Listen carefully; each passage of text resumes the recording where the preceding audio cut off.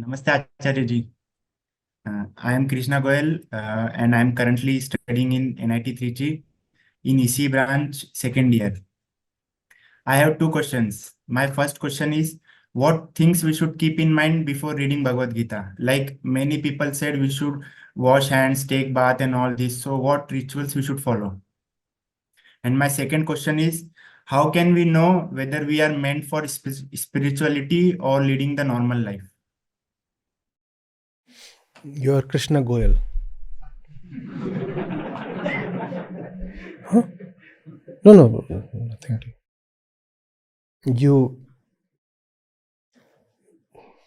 You get access to the Foundation's Gita course. Somebody please note and provide him the access. That is probably the only legitimate answer to your question.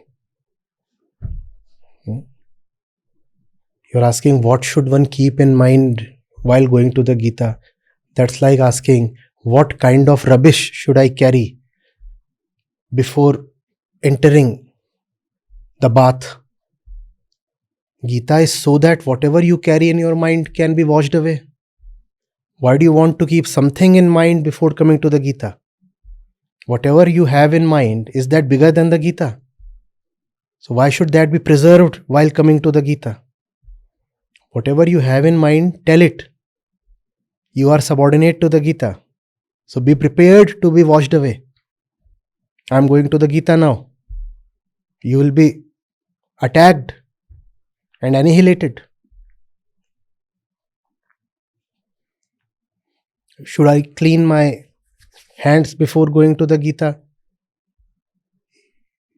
Cleaning is something that Gita will tell you. The very definition of cleaning will come from the Gita. How do you know what cleaning means? If you are thinking of cleaning your hands, it means you are the body. The Gita will tell you what the act of cleaning really means. Or are you superior to the Gita that you will do the cleaning first and then go to the Gita? And if you are already clean, why are you going to the Gita? The Gita exists to clean you, but you say you are already clean. Today I am able to teach Gita to so many of you because when I was young, when I was not even a teenager, in so many days it happened, I would be sleeping with the Gita on my chest. Sometimes the pages would get distorted. I would get scolded. And even I would not like that the page has become twisted or dog-eared. But that happened. I would be in love. I'm eating, having my meals, and the Gita is here. I'm not advising that. I'm just truthfully telling you what happened. And the copy of the Gita that I had, some of the pages would be marked with turmeric or some other spices. You see, I was a kid.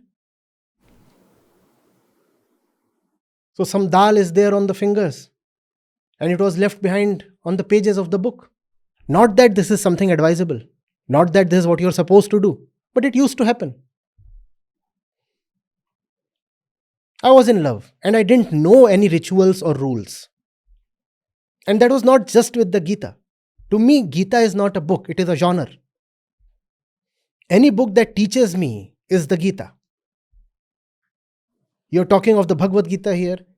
Even in the Hindu way, there are dozens of Gitas.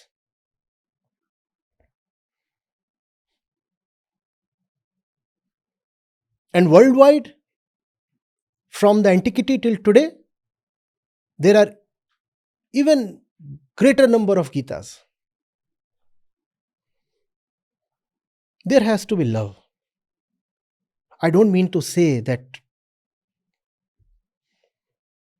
great books, I have taken them with me even to the commode.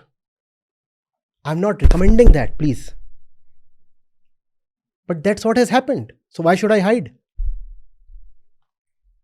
Even today, the 10-15 minutes I spend there, I cannot bear to just waste away that time.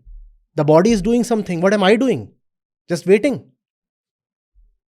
So I keep reading from my mobile phone. I cannot enter the washroom without my mobile phone. And I don't read trash. I read something that uplifts me. What ritual am I following?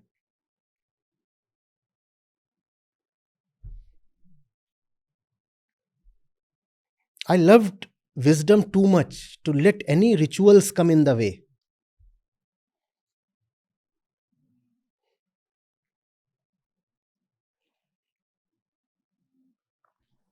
Love is not about following certain regulations. And I just didn't bow my head down. I actually quarreled with Krishna. Because I was young and I couldn't reconcile one shlok with the other. And I was not prepared to just bow down to someone on the basis of his proclaimed authority. If the book is indeed great, then I should be able to see a harmony. Things must agree with each other and come to a composite whole. One verse in one chapter cannot contradict another one elsewhere. And it took me time to come to that reconciliation. What rituals?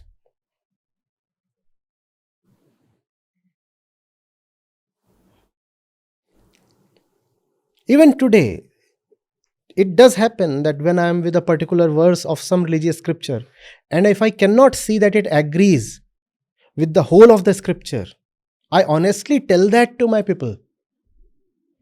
I say, I do not know how this verse made its way to this book, because the rest of the book does not seem to agree with this particular verse.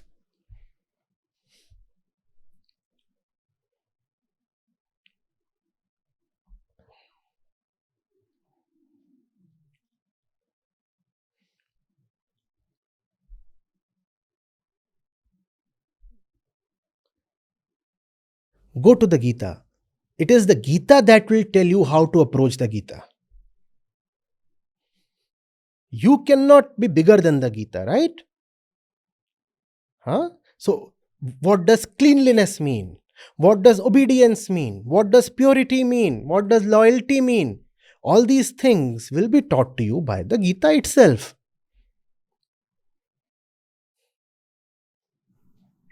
You say, I must be pure before I touch the Gita. But without touching the Gita, how do you know what purity means? How do you know? So go to the Gita as you are. Like a little naked kid goes to the mother. The mother will decide whether to dress up the kid. The kid cannot say, unless and until I dress up, and that too formally. Necktie and cufflinks and everything, I will not go to the mother. He does not know even how to put on a chaddi. How will he wear formal clothes? Go to the Gita as you are, in your animalistic nakedness. Just go. Go as you are. Let the Gita be your mother. She will teach you how to eat, how to wash your hands, how to dress up, how to go through the business of life. But we want to be special. We say, I will decide these things on my own, and then I will go to the Gita. What are you going to the Gita for then, if you have already decided the important things on your own?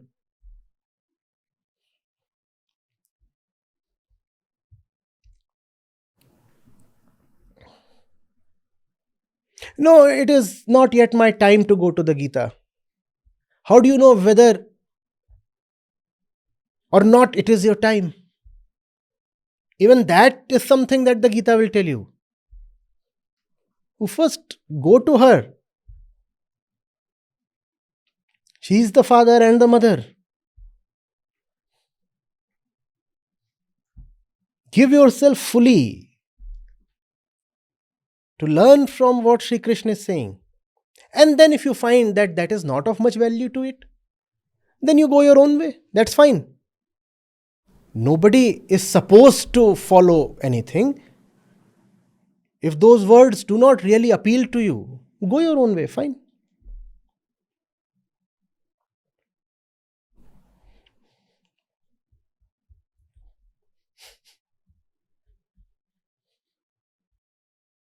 At what time should I read the Gita? Are there certain inauspicious times when one should not touch the Gita? The only inauspicious time is when you are not touching the Gita. But there are gurus who will tell you the right time to read the Gita. When you read the Gita, that is the right time.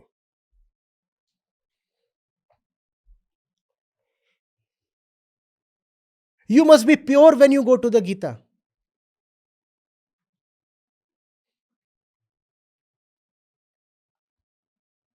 When you go to the Gita, then you are pure.